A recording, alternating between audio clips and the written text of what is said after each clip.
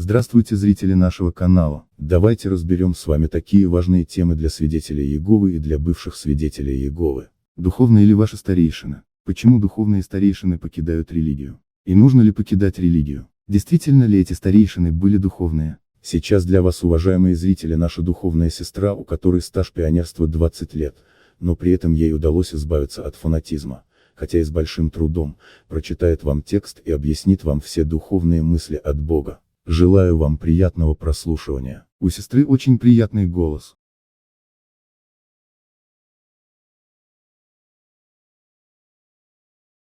Итак, давайте честно ответим себе на эти вопросы.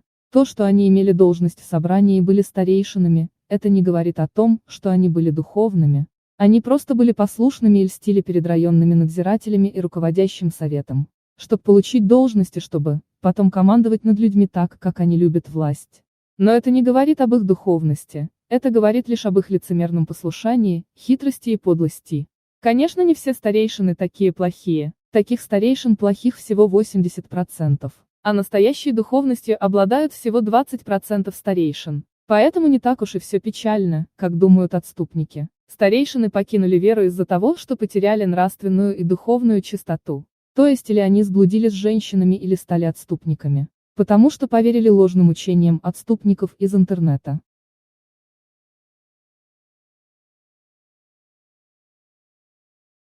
Давайте узнаем, что же такое духовность. Духовность – это когда человек имеет глубокие знания из Библии, а не из журналов «Сторожевая башня». Это когда человек нравственно чистый и такой грех, как блуд, не делает, а имеет крепкую веру в Иегову. И не верит отступникам, а также не является глупым фанатиком, а таких 80% в собрании.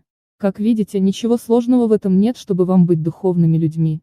Но в собраниях всего 20% старейшин духовные, а 80% недуховные. Поэтому эти 80% недуховных и покидают истинную религию. Такие люди карьеристы, они искренне верующие люди, поэтому они и погибнут в Армагеддоне. Поэтому не будьте такими глупыми людьми и не покидайте истинную религию. И тогда вы обязательно спасетесь в Армагеддоне. Многие люди у нас спрашивают, почему же старейшины становятся отступниками?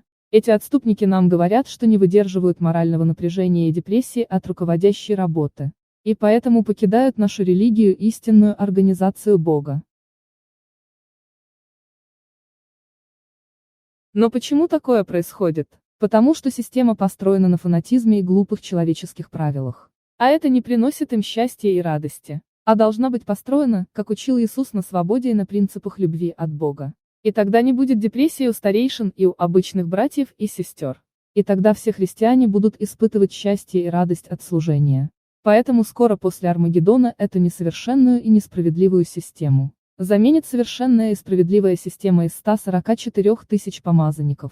Ну а пока нужно вам пройти эти испытания и трудности в собрании и только. Тогда вы спасетесь, если дотерпите до конца, об этом пишет Библия.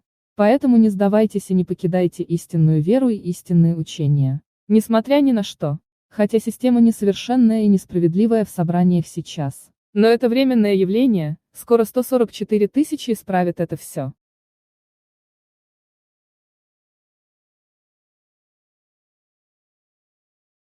Главное, помните, что нужно попасть в новый мир. Поэтому не разрушайте свою веру в Бога и Иегову и не верьте отступникам, которые хотят разрушить вашу веру и погубить вас в Армагеддоне. Отступники говорят вам, что не нужно верить в основные учения организации. Но таким способом они манипулируют вами и лгут вам. Помните, мы пришли к Богу и Иегове, а не к людям. И мир-система проходит, а вера в Бога и Иегову вечна. Запомните, у тех людей, у которых вера основана на фанатизме, эти люди рано или поздно покинут истинную веру и станут отступниками. Поэтому не будьте фанатиками, а становитесь истинно верующими людьми. И тогда вы спасетесь в Армагеддоне.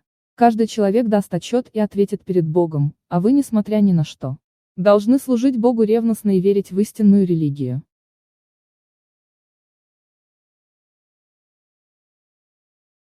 Винить помазанников в несправедливости и ошибках не стоит, не все от них, помазанников, зависит. Они уже старенькие и несовершенные. Они живут в мире этом, а этот мир сатаны. Люди все грешные, поэтому система тоже грешная. Изменить систему организации смогут только совершенные люди, которые уже ушли на небо. Это те, которые из числа 144 тысячи. А те, кто сейчас находится в руководящем совете, ничего изменить не смогут. Систему организации Бог и Христос поменяют скоро. Если бы они ее не хотели бы менять, то тогда бы и не было необходимости в 144 тысячах христиан. А раз есть необходимость в них, то они Бог и Христос ее меняют. Нельзя сравнивать их с фарисеями, фарисеи учили ложным учением, а организация учит истинным учением. Кто против помазанников и обвиняет их, тот погибнет. И кто их приравнивает к фарисеям, тот не спасется.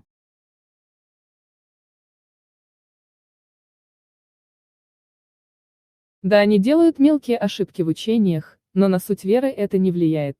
Но обвинять эту группу помазанников в том, что они неверные, это большой грех против Бога. В этом веке, то есть до Армагеддона, они, помазанники, не смогут достигнуть духовного совершенства, потому что они грешные, старенькие и несовершенные люди. Кто не верит и не доверяет рабу, тот погибнет. Не только в учение раба нужно верить фундаментальное, но и доверять рабу, что он поставлен Богом. А кто не доверяет этому, тот погибнет.